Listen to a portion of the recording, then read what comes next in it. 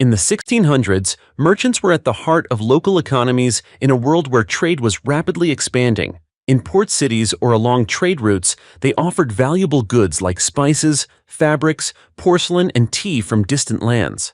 Merchants frequently interacted with overseas traders, introducing these exotic products to the local population.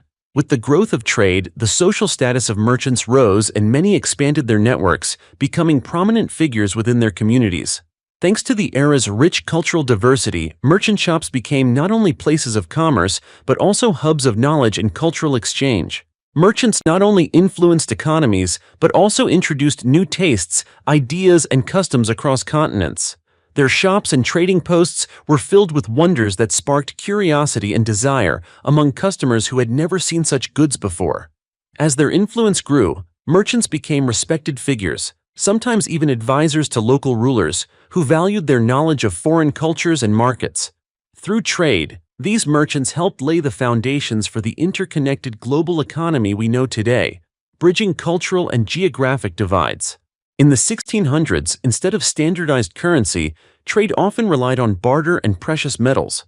In many regions, direct exchange or barter was common, with goods being traded directly for other goods. However, as international trade expanded, more universal mediums of exchange like precious metals became increasingly important. Gold was also used as a medium of exchange, though it was not as common as silver.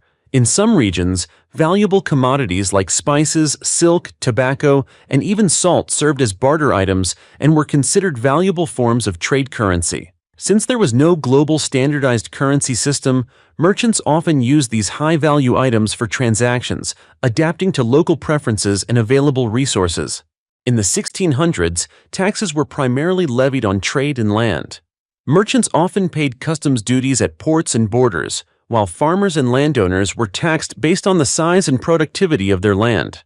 Some cities imposed taxes on goods sold in markets, and rulers or governments used these taxes to fund military expenses, infrastructure, and administration. Tax collection was sometimes handled by private tax collectors, who could be harsh and unpopular. Taxes were a vital source of revenue for growing empires and kingdoms during this period.